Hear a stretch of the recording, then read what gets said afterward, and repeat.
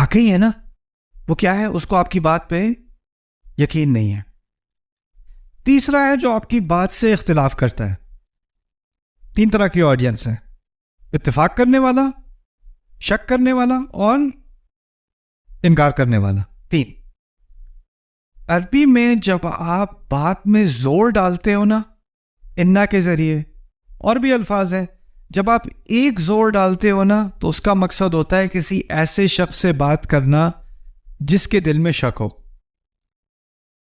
جس کے دل میں شک ہو، اس کے شک کو ہٹانے کے لیے آپ کو تھوڑی بات میں زور ڈالنا پڑتا ہے، اور اس کے لیے کئی الفاظ ہیں۔ ان میں سے ایک بہت عام استعمال کیا جانے والا لفظ ہے انا۔